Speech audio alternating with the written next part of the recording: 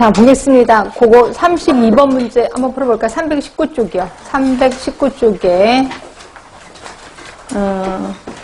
32번입니다. 32번. 자, 검사 방법의 타당도에 대한 설명으로 가장 올바른 거예요.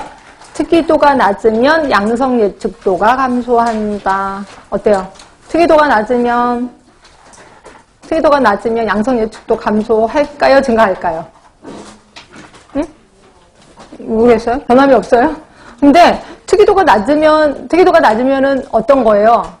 정확한 검사 아니죠? 양성 예측도도 당연히 떨어지겠구나 생각하시면 돼요. 이거는. 그 다음에 민감도가 증가되면 특이도가 함께 증가한다? 아닌 건 아시죠? 민감도하고 특이도는 양관계라고 보시면 돼요. 민감도 올라가면 특이도는 떨어지게끔 되어 있습니다. 그래서 이번도 아닌 거고요.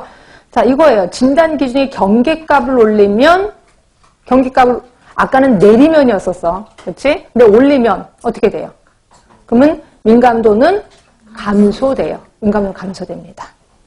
자, 유병률이 높은 질환은 아까 뭐가 높은 검사를 하라 그랬죠? 민감도가 유병률이 높아. 환자가 많다 그랬죠? 진짜 환자를 골라내야 되겠죠? 그럼 무슨? 민감도가 높은 검사 방법을 사용해야 돼요.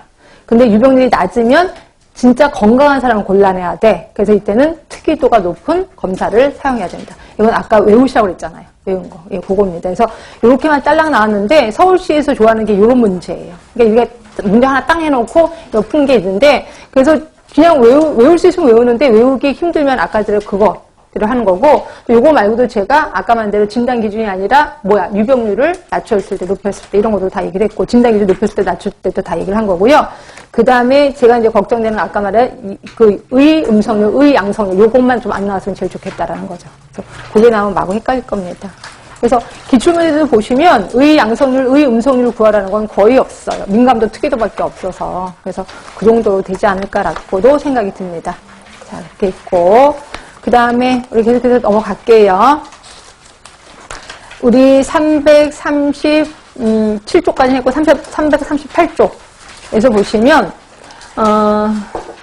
그래서 이제 기획 과정을 한번 쭉 훑어봤고요. 기획 과정에서 평가 이런 것들도 있는데 여기서 이제 구분하실 건 그거예요. 예전에도 우리 평가 방법을 했지만 산출 평가하고 결과 평가 이거 좀 구분하자라고 표현했고요. 여기서도 그 말이 나옵니다.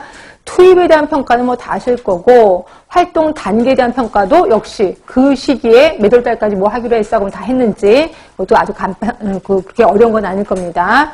산출 단계 평가가 있고 결과 단계 평가 3번, 4번 요걸 좀 구분할게 해요.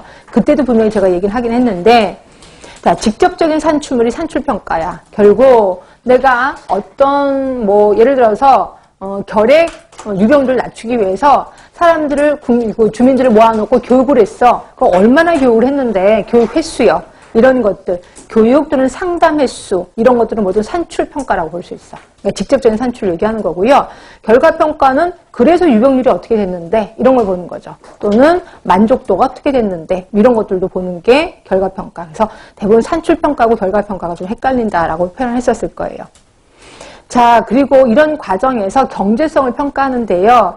이것도 그렇게 나오지는 않았는데 나올 법해서 비용 효과 분석, 비용 편익 분석, 비용 효용 분석이 있습니다. 이것도 제가 요번에 최근에 이거 올려놨을 겁니다. 그러니까 여러 번 생각하면서 제가 올려놓은 겁니다. 그러니까 제발 좀 보셔야 돼. 유튜브에 올려놨거든요. 아주 잘 돼 있는데 그건 좀 더 깊은 내용이긴 합니다. 자, 일단 설명을 드릴게요. 처음에 보건소에서 이제 사업을 할 때 이런 여러 이제 관련된 사람들이 모여서 이제 사업 얘기를 할 거 아니에요. 그래서 처음에 어떤 사람이 우리는 이제 노인분이 많으니까 노인보건 사업을 하자 얘기를 하고 어떤 분은 우리 구에 고혈압 환자가 많으니까 고혈압에 대해서 하자.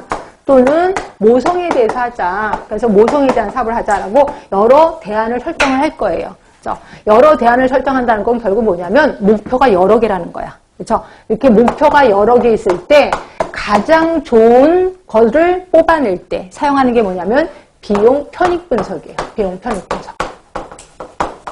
자, 비용 편익 분석은 처음에 투입을 비용으로 환산을 합니다. 그리고 아웃풋을 편익으로 판단을 해. 편익. 그러니까 이것도 역시 돈으로 하는 겁니다. 결국 돈을 얼마나 투자해서 얼마나 돈을 걷어들일 건데 이런 거를 우리 비용 편익 분석이라고 하는 거고요. 비용 편익 분석은 말 그대로 경제성을 따지는 거예요. 이게 경제적이냐 아니냐 이걸 따지는 거죠. 자, 그래서 여기에는 뭐 몇 가지가 있긴 하는데, 우리 간호학책에는 없긴 하는데, 일단 한 가지만 얘기할게요. 비용 편익비를 따지기로 합니다. 그러니까 비용 편익비는 뭐냐면, 자, 투입분의 산출을 따지는 거야. 그러니까 돈 얼마나 들었는데, 얼마나 나왔는데, 이걸 보는 겁니다. 그럼 얘는 1이면 어떻게 돼? 1이면. 내가 500원을, 그러니까 500만 원을 투자했을 때 500만 원이 들어오는 겁니다. 그렇죠? 그럼 얘는 1보다 커야 돼, 작아야 돼? 1보다 커야 되죠. 그래서 비용 편익비가 1보다는 커야 돼. 그럼 그 사업합니다. 비용 편익비가 있다고 생각해서. 자, 그리고 이걸 또 빼기도 해요. 그걸 우리 순현재 가치라고 합니다. 순현재 가치. 이게 우리 책에는 없을 거예요. 순현재 가치는 빼는 거야. 그러니까 산출에서 그 다음에 투입을 빼는 거죠. 그럼 얘가 0이면 어떻게 돼요? 똑같은 거죠. 500만 원 투입했더니 500만 원이 나온 거야. 그러니까 얘는 0보다는 커야 되겠구나. 이렇게 생각하시면 돼. 그렇죠? 그래서 이렇게 두 가지, 이거 말고도 또 있는데, 일단 두 가지만. 근데 우리 간호책은 대부분 비용 편익비로 나오긴 하더라고요. 하여튼 이랬을 때 돈이 되는 장사를 뽑아. 이걸 우리 비용 편익 분석이라고 하는 거고요. 그래서 봤더니, 고혈압에 대한 게 돈이 좀 남는 장사 같아. 그럼 이걸 뽑았어요. 드디어 목표가 하나로 딱 결정이 된 겁니다. 자, 그럼 고혈압에 대한 사업을 할 때 여러 가지 수단을 선택해야 될 거야. 그죠? 수단. 자, 방문을 할까? 아니면 보건소에 내소하시는 분을 대상으로 사업을 할까? 아니면 고위험군의 그 집단을 찾아갈까?